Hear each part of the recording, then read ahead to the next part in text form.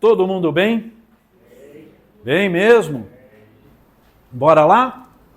Bom, reflexão da noite. Como sempre a gente tem uma reflexão, e essa reflexão, eu estou na fase Chico Xavier, né? Estou pegando um monte de frasezinha do Chico, para a gente saber um pouquinho mais quem é que foi o Chico, tá? E ele diz o seguinte, pessoal: cada dia que amanhece assemelha-se a uma página em branco, na qual gravamos os nossos pensamentos, ações e atitudes.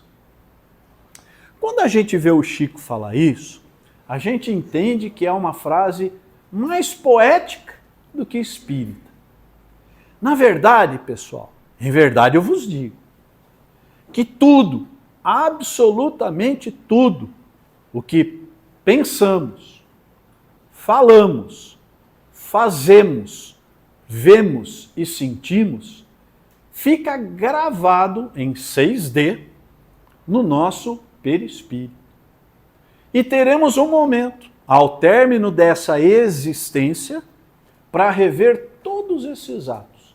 Isso é doutrinário. E é por isso que o Chico fala isso. Cada dia que amanhece assemelha-se a uma página em branco, na qual nós gravamos os nossos pensamentos, ações e atitudes. Mas ele vai mais longe. Na essência, cada dia é a preparação de nosso próprio amanhã. Mas, Paulão, é difícil fazer coisa boa se está tudo ruim.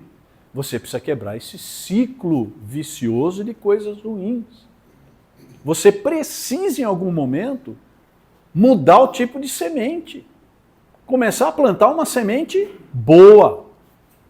Fazer boas ações, ter bons pensamentos. Eu não quero fazer boa ação para ninguém, mas então mude o seu pensamento.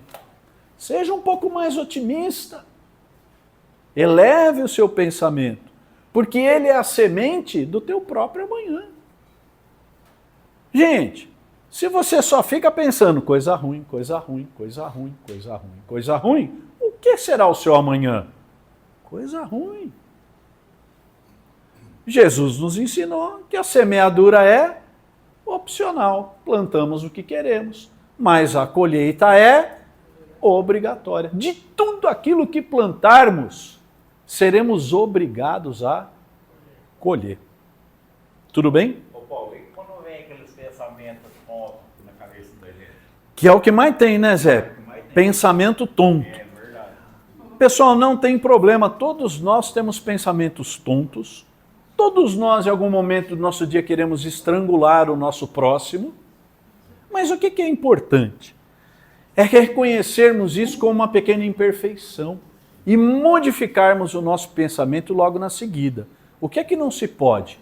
Alimentar esse pensamento, dar forças a esse pensamento, nutrir esse pensamento.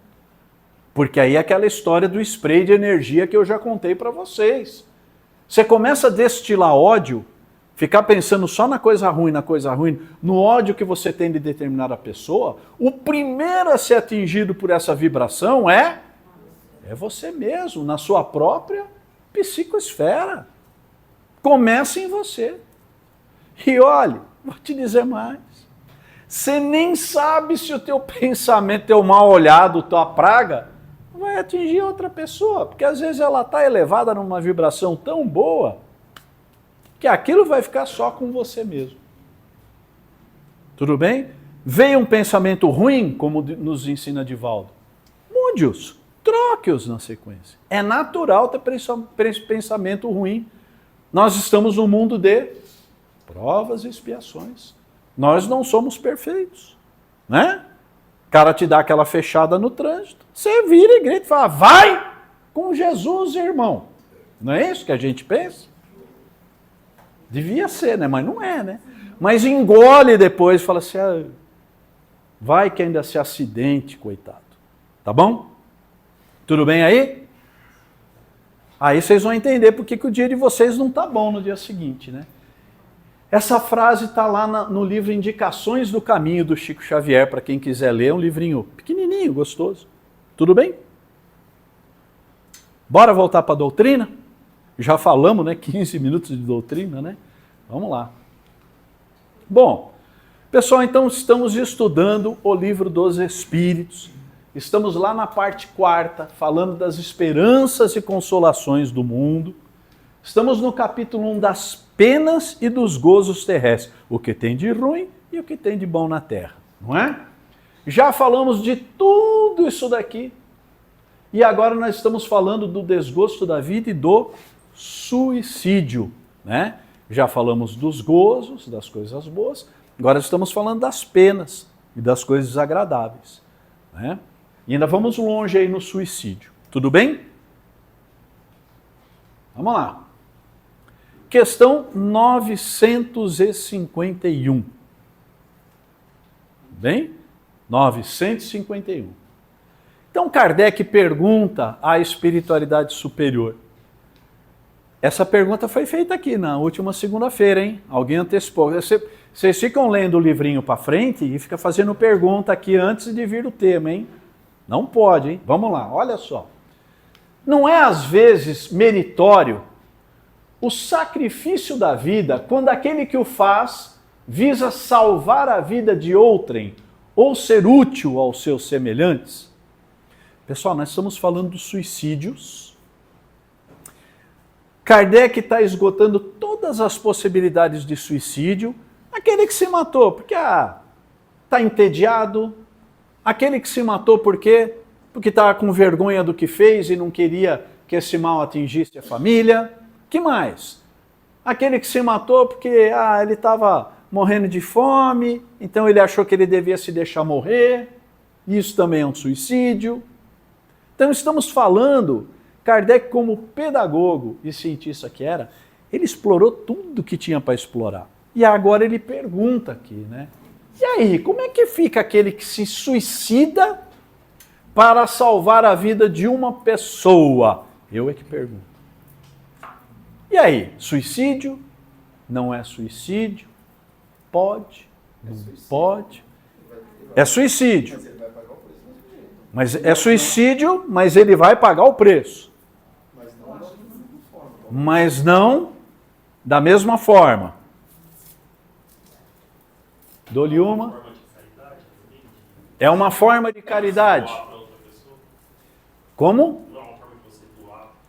Você se doar por outra pessoa, suicidando-se. Não, doar assim, tentar ajudar, você tenta ajudar. Ó, vamos à pergunta. É meritório o sacrifício da vida quando aquele que o faz visa salvar a de outrem ou ser útil aos semelhantes?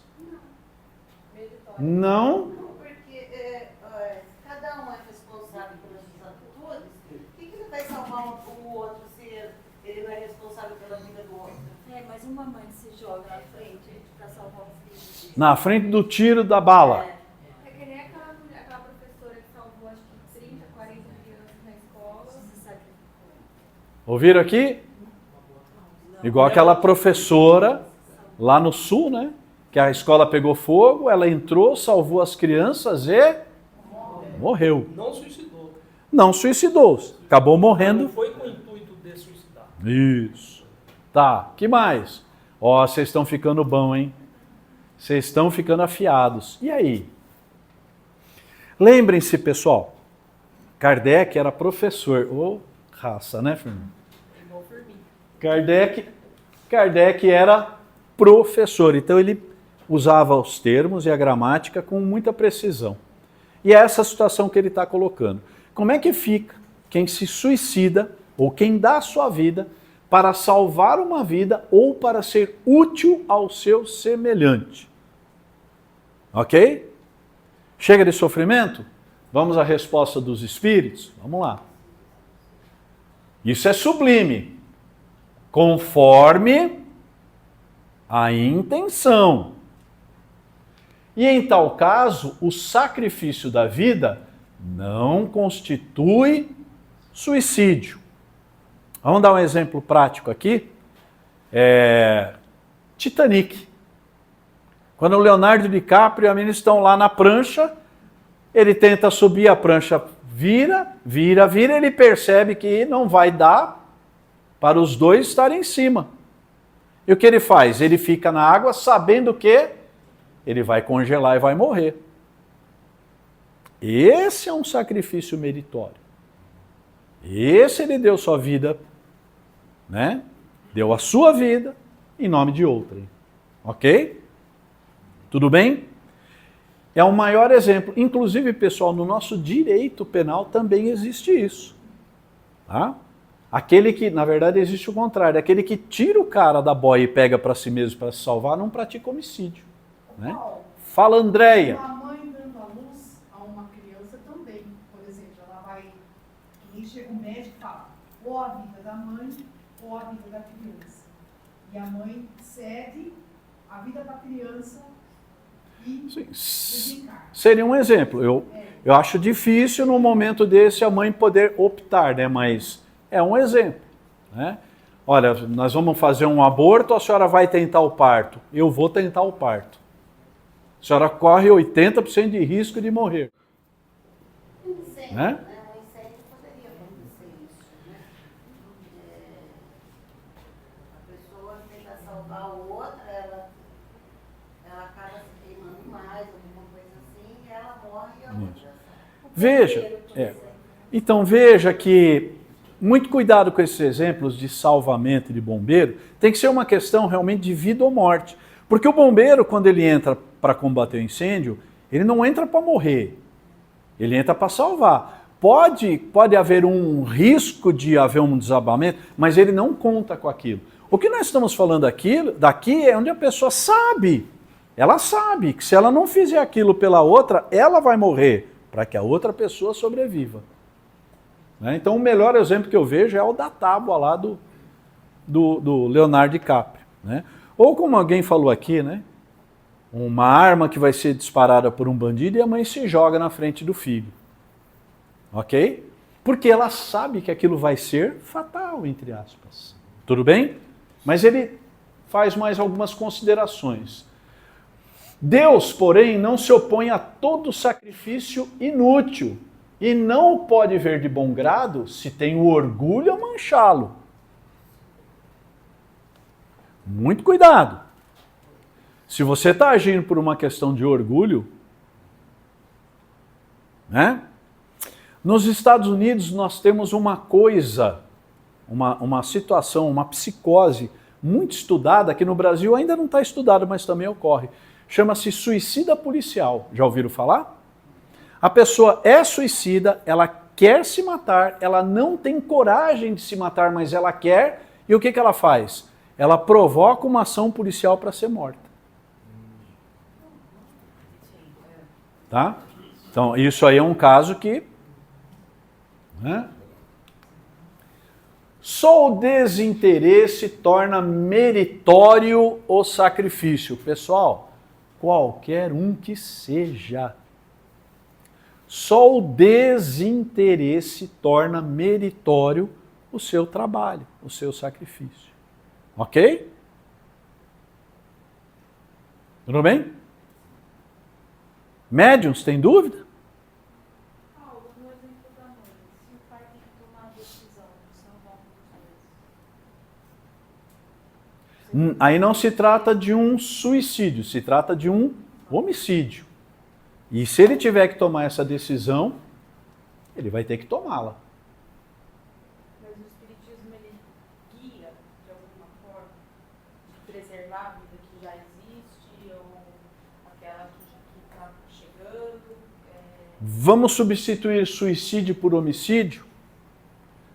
Isso é sublime conforme a intenção. E em tal caso, o sacrifício da vida não constitui homicídio.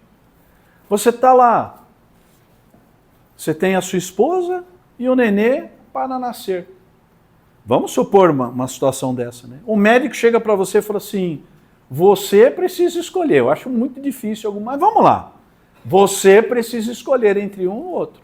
Porque ou nós tiramos a criança e a sua esposa morre, ou nós tiramos a criança, ela morre e a sua esposa vive. É uma decisão dele. Em qualquer uma das duas, ele estará tentando preservar vidas. Há um código de guerra, há um código de atendimento de emergência, onde se dá preferência, isso é humano, não é espírita, onde se dá preferência em preservar a vida mais nova.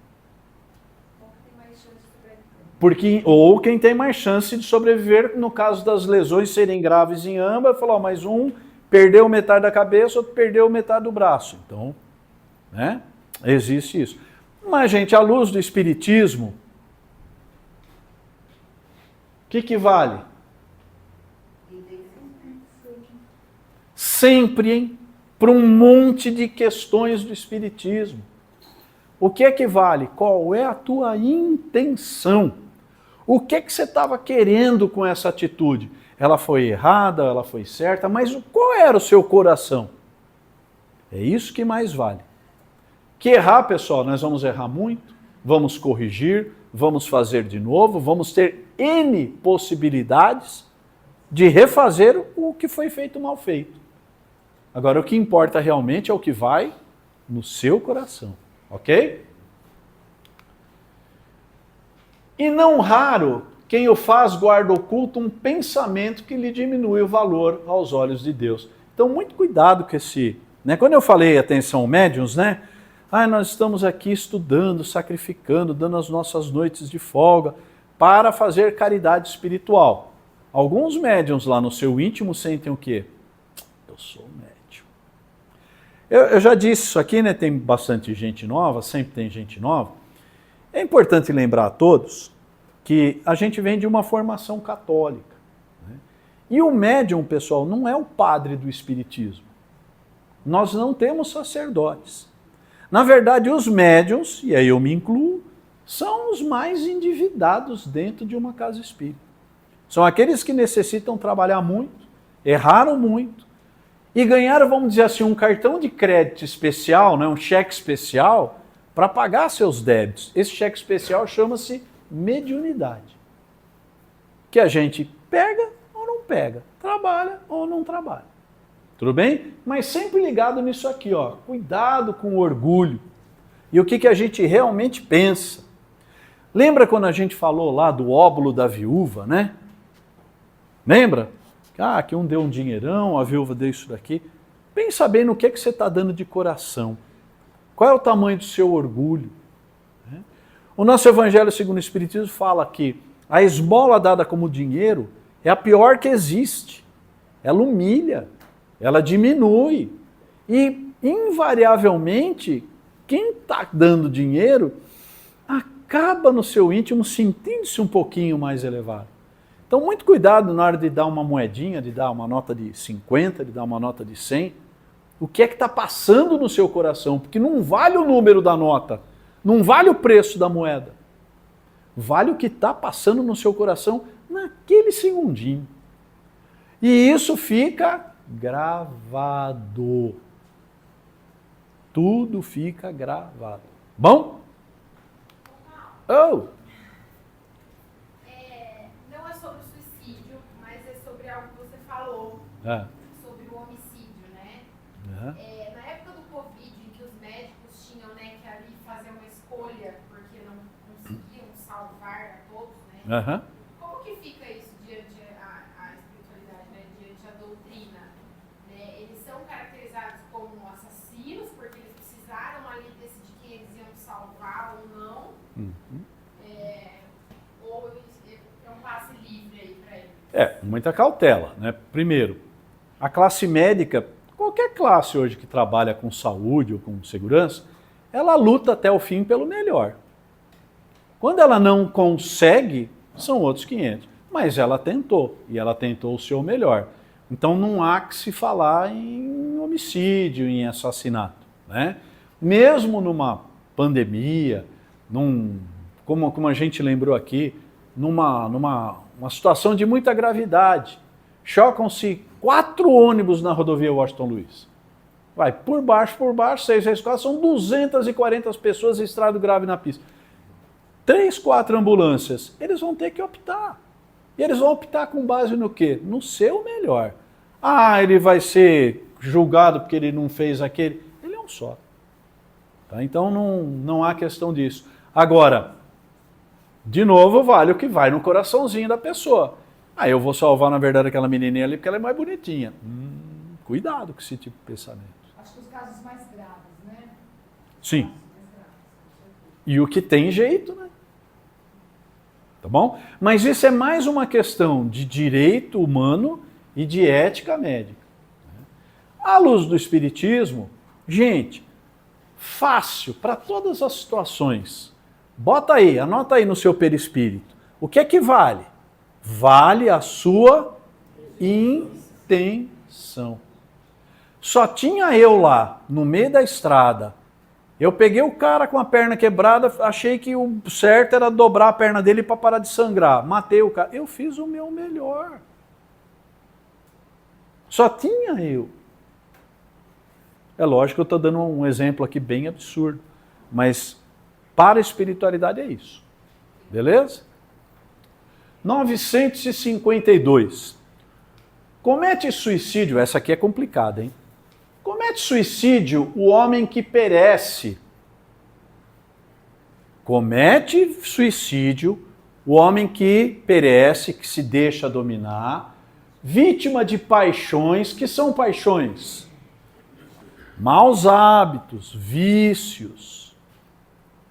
Ok? Não é a paixão de amor.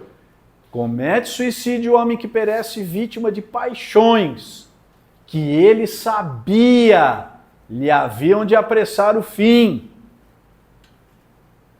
Ele sabia que aquilo era ruim. Vamos dar um exemplo aqui? Patrícia sempre dá bronca. Álcool. Mas é o mais comum. Sabe que te faz mal, não para de beber, continua bebendo, vai bebendo, bebendo, bebendo.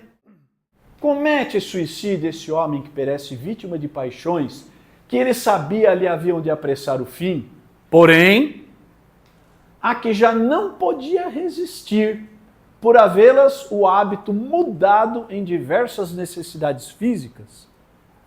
Isso aqui é uma questão típica do drogadicto.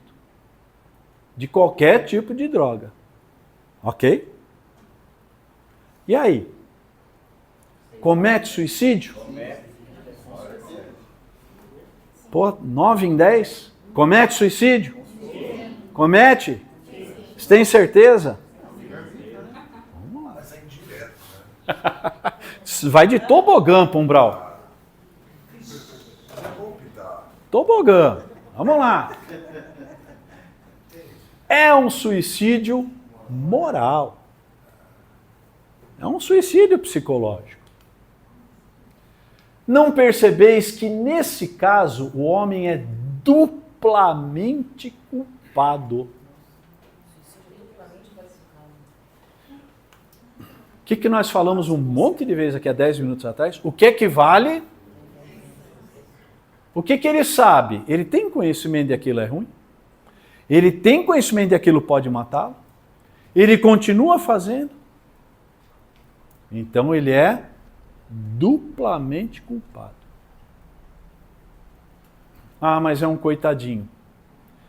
Ele não foi até chegar lá. Ele começou de alguma forma.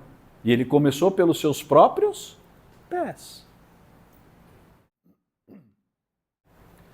Há nele então falta de coragem e bestialidade. O que é a bestialidade, pessoal? É meio besta? A bestialidade é, como a gente está falando aqui de paixões, de vícios generalizados, ou de hábitos ruins, vícios ruins, essa bestialidade é a proximidade do animal. Do animal. Está muito ligado à matéria? Muito ligado à matéria, muito ligado à sensualidade. O que é a sensualidade? Não é o sexo. A gente fala sensualidade, a gente sempre lembra o sexo. Sensualidade são os sentidos. Muito ligado ao querer, ao ter, ao orgulho, ao ver, ao fazer, ao vestir. Sempre as coisas da matéria. Ok? Tudo bem? Para mim não está muito bem não, Paulo. Espera só aí, Zé. Acrescidas do esquecimento de Deus. Vou fazer um comentário aqui do esquecimento de Deus. Por quê? Quem aqui acredita em Deus? Alguns falam assim. O que é Deus para nós espíritas? Amor infinito, sabedoria suprema do universo, soberanamente justo, bom, misericordioso. Que mais? Amoroso. Que mais? Kardec fala uns 9 adjetivos e o Espírito de Verdade fala assim, é tudo isso que você falou e um monte de outra coisa que você nem sabe o que ele é. Você realmente acha que Deus esqueceu de você? Você realmente acha que o que você a dificuldade que você está passando, que foi quem que criou mesmo para você? Vocês já viram um copo de pinga sair voando e entrar na boca dos outros obrigatoriamente na rua? Já viram um pudim entrar na boca dos outros? Não? Já viram uma mesa de baralho sair voando e catar alguém na rua? O Betis para pegar alguém, para arrancar o dinheiro do bolso? É sempre pela ação humana. Nós nos colocamos nessas situações pelas nossas imperfeições. Mas esquecemos de Deus porque não cremos na imortalidade da alma. Porque se acreditássemos na imortalidade da alma, a gente ia saber e ia entender, como nós espíritos, que aquela adição não acaba na morte. Não acaba na morte. O viciado em álcool depois desencarnado continua viciado em álcool. O viciado em cocaína, em heroína, continua viciado em cocaína e heroína. O viciado em falar mal dos outros, continua viciado em falar mal dos outros. Com uma grande desvantagem. Lá na erraticidade, no plano espiritual, não tem o álcool. Não tem a droga. E aí? O que ele faz? Vampirismo. Pronto, agora o Paulo vai começar a falar da saga Crepúsculo. Somos todos energia. Esses espíritos, quando desencarnam em perturbação, ficam próximos à crosta terrestre. Onde é a crosta terrestre? Aqui. Fica aqui com nós, parça a parça. Como é que eles fazem, já que ainda são viciados? Porque o vício é algo mental, é do espírito. O corpo morreu, mas o vício continua. Como é que ele faz para suprir a sua necessidade energética do álcool? Ele se aproxima de um encarnado usuário do álcool, o estimula, o incentiva sobremaneira, e cada vez que esse encarnado faz o uso daquele tipo de droga da qual ele necessita, quando ele produz aquele momento de energia do álcool ou da droga, esses espíritos sugam parcialmente. Isso é o vampirismo para o espiritismo. Existe muito, muito. Do lado de todo viciado, há um grupo de espíritos vampirizando. O que dificulta a saída dele. Porque como aquele encarnado, aquela pessoa encarnada, começa a vibrar baixo e na mesma sintonia desses espíritos, a influenciação é poderosa. É muito forte. E é muito difícil. Precisa de tratamento, precisa de muita oração e precisa principalmente, o mais difícil de tudo, querer parar. Então, Tá bom? Fala. Se ele é um fumante, assim, fumou 20 anos, sei lá, e parou por 10, 15 anos porque viu que fazia mal. Fazia mal. Mas morreu de enfisema pulmonar. Aí ele já está pagando, né? Já está espiando o que ele fez, né? Para mim deu tempo. Eu fumei 15 anos, 4 maços de cigarro por dia. Parei, nunca mais botei um cigarro na boca. Mas eu não sei se vai ficar uma sequelinha para a próxima encarnação. Mas minha... Não sei. Por quê, pessoal? Porque a gente danifica o nosso corpo, a gente danifica o nosso perispírito. Né? Nós vamos ver isso aqui um pouquinho mais para frente aqui no suicídio. Até aí tudo bem? Você sabe que é engraçado essas pessoas que bebem e Fala. Ele fala, vou morrer mesmo. Então, bem lembrado. Achando que ele não vai. As pessoas falaram, meu, para de fumar, para de... Por quê? Eu vou morrer mesmo? Então, porque esse pessoal acha que morreu, acabou. Eu conto ou vocês contam? Já falei, pessoal, vem aqui de quarta-feira. Eu ouvia muito antes de ser espírita, ninguém voltou para falar. Nossa Senhora. É só procurar no lugar certo. Você vai ouvir muita gente falando, né? A gente falou sobre isso aí há umas 2, 3 semanas atrás, segundas atrás. É o materialismo do mundo que está levando o mundo para esse caos que a gente está se encontrando. Por quê? Ninguém acredita em mais nada. Morreu, acabou. Não é fácil. Não é fácil acreditar que eu vou passar a perna em todo mundo, roubar o dinheiro de todo mundo durante 68 anos de idade.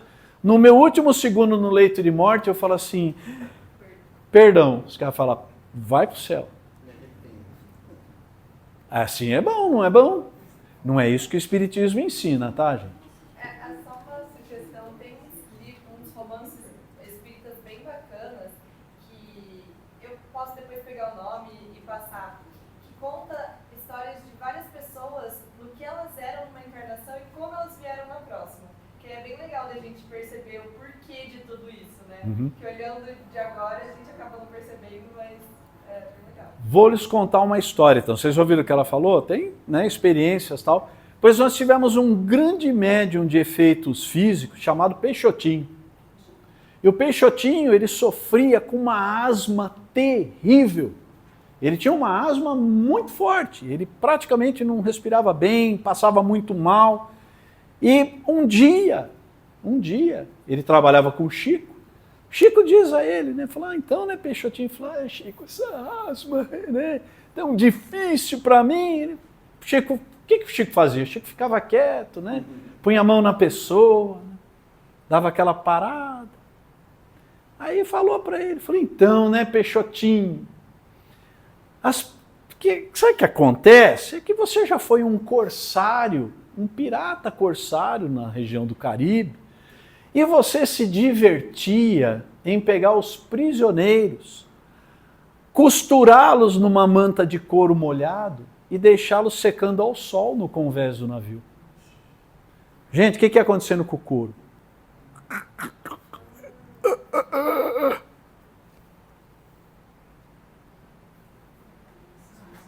Tá bom? Acrescidas do esquecimento de Deus, beleza? Aí tem a letra A, pessoal, da mesma questão, né? Kardec pergunta, será mais ou menos culpado do que o que tira a si mesmo a vida por desespero? Tá, agora ele está tentando fazer uma comparação. Ele já falou daquele que tira a vida por desespero, e agora ele está perguntando se esse de agora, ele é mais ou menos culpado do que aquele que se mata por desespero. E aí? Mais culpado. Quem mais? Ninguém que já nem lembro mais o que era o outro, Paulo. Nem eu não lembro, mas vamos lá. É mais culpado, porque tem tempo de refletir sobre o seu suicídio. Aquele que está no desespero, aquele que está... Ele tem tempo, né? Naquele que o faz instantaneamente, há muitas vezes uma espécie de desvairamento, que alguma coisa tem da loucura. O que equivale, pessoal? Intenção. Sempre. O outro será muito mais punido. Por isso que as penas são proporcionadas sempre à consciência que o culpado tem das faltas que comete. Isso daqui é um princípio, é uma lei de Deus. Nós vamos ter responsabilidades de acordo com o tanto que nós entendemos sobre aquela coisa. Lembra que a gente falou aqui lá no comecinho do Livro dos Espíritos, quando fala lá do homicídio, né? A gente até voltou um pouquinho a falar do homicídio, que ele fala como é que fica aqui aqueles índios lá, nativos, que matam o inimigo e comem. Ele é menos culpado do que nós matarmos uma pessoa por causa de R$10 de troco. Uma fechada no trânsito. Não, mas o cara matou, esfolou vivo, cozinhou o inimigo. Ele é menos culpado de você porque você tem mais entendimento. Você está mais avançado na evolução. Você já tem consciência do bem e do mal. Ok?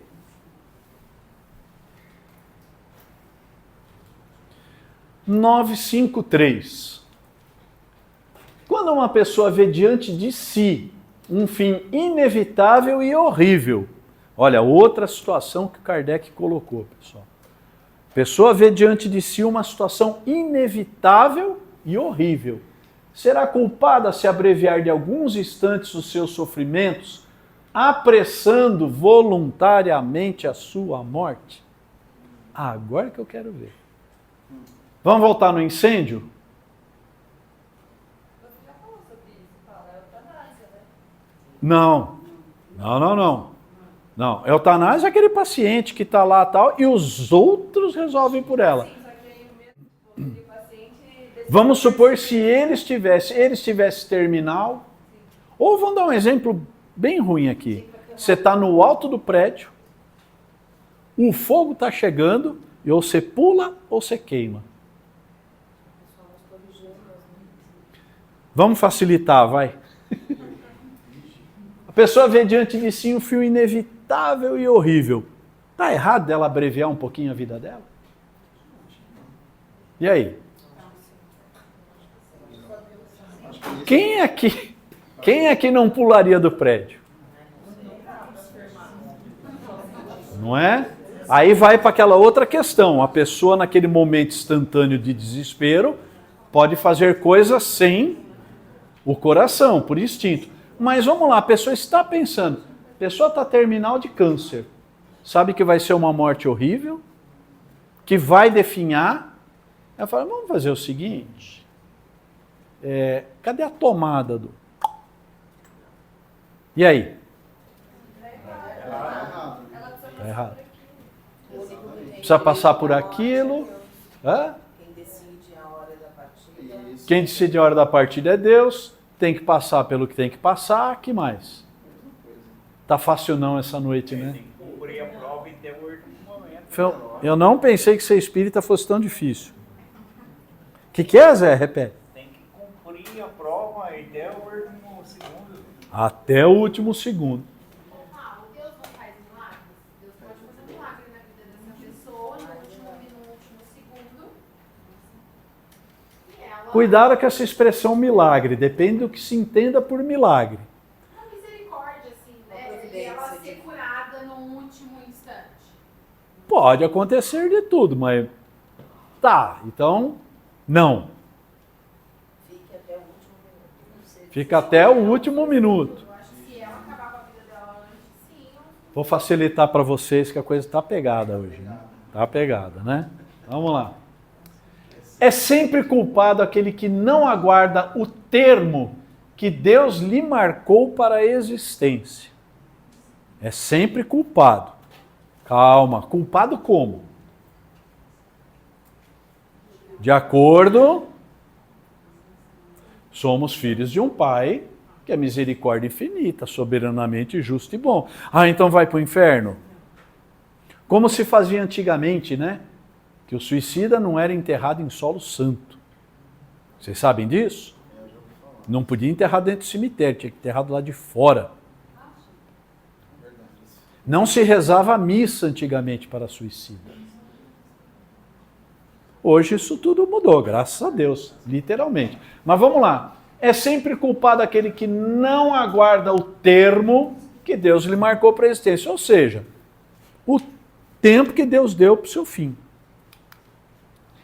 E quem poderá estar certo de que, malgrado as aparências, ou seja, apesar das aparências, esse fim tenha chegado? Quem é que pode dizer isso? de que um socorro inesperado não venha no último momento. Isso naquele caso lá da pessoa no telhado, né? Num paciente terminal vai ser mais raro, mas ainda assim, nesse caso do paciente terminal, aquele que está à beira da morte, lá no começo do Livro dos Espíritos a gente fala disso quando trata da eutanásia. O que a espiritualidade fala? Que nós precisamos cumprir todo o nosso tempo de existência, precisamos esgotar o nosso princípio vital, a nossa bateria, a nossa energia, o nosso tempo de validade na Terra. Deu para entender? Caso contrário, nós vamos ver isso um pouquinho mais para frente, acho que não vai dar tempo de ver hoje, quando nós somos retirados do corpo, antes do término desse princípio, desse laço, nós entramos num negócio chamado perturbação. A gente acredita que ainda está vivo. Depois nós vamos voltar nisso. Então lá atrás, o que o Espírito de Verdade fala? Que para aquele que está no leito de morte, às vezes um arrependimento verdadeiro, num último segundo antes do último suspiro, pode lhe poupar uma ou mais reencarnações. Tudo bem? Tudo é útil.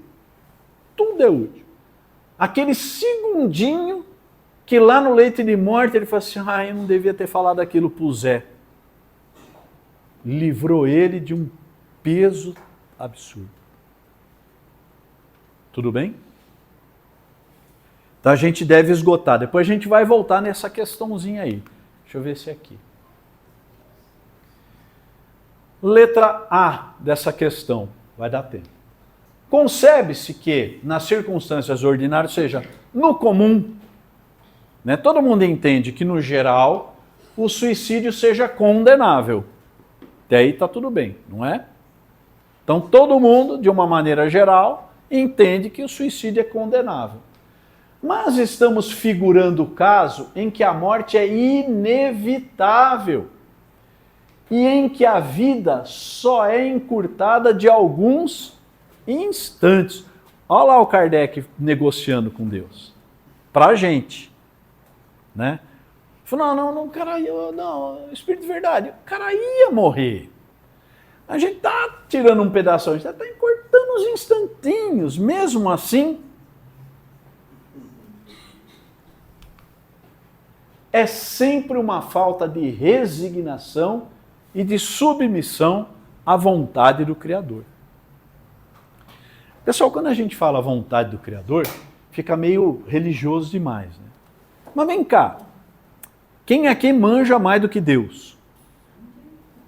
Quem é que sabe mais do que Ele? Quem tem mais conhecimento que Ele? Quem é mais justo do que Ele? E mesmo assim você não está acreditando. Mesmo assim você está querendo fazer diferente do que Deus está determinando. E Deus, pessoal, sempre determina o melhor para a gente. Tenham essa certeza. Paulão, mas tá ruim, mas é o melhor para você. Como é que é a frase que eu sempre falo? Todos... Não, perdão, não é essa. É a outra. No universo de nosso Pai não existem vítimas nem injustiçados. Porque se tiver um único injustiçado nesse planeta, então Deus não é Deus. Não é justiça soberana. Se houver uma única vítima sobre esse planeta inteiro, então Deus não é Deus. Ok? Essa é a vontade do Criador. Quer um conselho? Deus falou para você fazer assim? Vou te dar uma dica. Faz. Faz que vai dar certo. Não vai dar ruim, como diz a molecada. Né? Aquilo que eu sempre falo. Deus colocou em nós encarnados o manto do esquecimento. Por quê? Porque nós não temos estrutura moral para aguentar de lembrar as nossas encarnações passadas. O que o cidadão vai fazer? Regressão. Boa sorte. Porque Deus estava errado. Ele falou, não, no meu caso, Deus se enganou. Eu preciso me lembrar de tudo. Boa sorte. Né? Vai com Deus. Quais, nesse caso, as consequências de tal ato? Uma expiação proporcionada, como sempre, à gravidade da falta, de acordo com as circunstâncias. Pessoal, é lei de Deus. Tudo, absolutamente toda a consequência que formos sofrer, ela tem que ser proporcional ao tamanho do erro que praticamos, ao tamanho da nossa compreensão do erro, os que insistimos e erramos. Tudo isso é pesado. Ok? Tudo isso é pesado. O ato que um adulto pratica é diferente do ato que uma criança pratica. Ah, então quer dizer que não dá nada? Vai dar para todo mundo. Todo mundo vai colher essa expiação. Mas uns mais e outros menos. A cada um conforme a sua obra. Tudo bem? Nós vamos parar por aqui que não vai dar tempo da gente começar a próxima questão, que essa vai dar rolo na segunda-feira que vem. Alguém quer fazer uma pergunta? Nós temos 5 minutinhos. Ô Paulo, Fala, Zé. por que eu não gostei muito do então? Por causa que eu vou ser culpado 2 vezes, então? Vai ser culpado 2 vezes, Zé. O que você fez para ser culpado 2 vezes? Fumar pra caramba do banco vai embora. Aí, ó. Mas ficou bom, né? Seu pulmão ainda está inteiro. Não, mas eu tô louco, só porque eu sei, então eu vou ser culpado 2 vezes. O importante é o seguinte, ó. Você aprendeu? Aprendeu. Aprendeu que estava errado? Aprendeu que estava errado. Então você já corrigiu. O que você precisa colher? Uma consequência. Você fez mal para quem? Para você mesmo. Você não obrigou ninguém a fumar, né? Não. Então, fez mal para você mesmo. Você vai pagar de acordo com o seu grau de entendimento. Pessoal, eu estava vendo um documentário, né? Vamos falar do cigarro, né, rapidinho. Eu estava vendo, para vocês verem como é que as coisas mudam, eu estava vendo um documentário esses dias na TV, mostrando as propagandas antigas de cigarro, mais antigas, recomendando o cigarro especialmente para grávidas. Cadê a Daiane? Saiu? Foi no... Tinha que ser, né? Que o cigarro para grávidas era muito saudável. Olha que maravilha, que 9 entre 10 médicos fumavam cigarro de marca tal. Era a propaganda da época. Então, para nós que vivemos essa época, Zé, né, começamos a fumar sem saber, há também um grau de culpa e de responsabilidade. Já o pessoal de hoje já tem uma outra responsabilidade, né? É diferente. Então tinha muita coisa na nossa época também que era, ó, joia. Então aliviou. Quebrou seu gás? Não é dupla penitência. Viu, Paulo? Tem estatísticas comprovando que filhos de fumantes têm mais chance de ter câncer de pulmão. Não é Um filho? do gene. É porque ele está cheirando a fumaça. Por causa Está fazendo ele fumar, porque você está fumando aqui em casa. Olha aí. O fumante passivo, né, Nelson? Fumante passivo. Quer dizer, você Quem tá... sabia disso há 30 anos Não atrás? sabia. Ninguém, Vocês gente. de hoje. Ninguém. O meu irmão, ouviu isso aí do médico dele. Ele está com ciático de pulmão, fumou 4 maços de cigarro por dia. E o médico falou para ele, falou, tem trabalho. Seu pai fumou, não é porque é genético só. Tem um fator genético. Uhum. Mas tem o fator de você ficar fumando junto com ele. Do ambiente. O fumante passivo. Né? Ó, eu sou do tempo que fumava no avião. É, ué. Do lado de cá podia, do lado de lá não. É, do lado de cá, no fundo podia, na frente não. Né? E fumava, hein? E fumava. Dentro de restaurante, lugares fechados. Era uma... Mas, gente, então veja, isso é mais uma prova de que a sociedade vai evoluindo, vai aprendendo. O que a gente não pode é voltar nos erros do passado. É isso que a gente não pode. Aí é burrice. Aí é da cabeçada. E aí a expiação, ou seja, a consequência, é maior do que o normal. Tudo bem? Tudo certo? Bom, na verdade, quanto mais conhecimento, mais responsabilidade. Exatamente. Quanto mais conhecimento, mais responsabilidade você tem sobre o certo e o errado. O que era a árvore da maçã no paraíso de Adão e Eva? Era o conhecimento do bem e do mal. O que foi isso? É uma mitologia, pessoal. É a descoberta, pelo ser criado então naquela época, do livre arbítrio. Tá entendendo? É a descoberta do livre arbítrio. Não é por causa da maçã. O que tem de pecado comer uma maçã? Era a descoberta do bem e do mal, ou seja, a descoberta do livre-arbítrio. Foi quando aqueles espíritos criados simples e ignorantes começaram a galgar mais um degrau na escada da evolução e descobriram o livre-arbítrio. Olha que maravilha. O maior dom que Deus nos deu e que causou essa confusão até hoje aqui, né? Tem um amigo que fala que livre-arbítrio tinha que ser igual senha de banco. Errou 3 vezes, cancela. Né? É isso aí. Tudo bem então? Pessoal, muito obrigado a todos. Até a segunda-feira que vem. E vamos ao nosso passe magnético.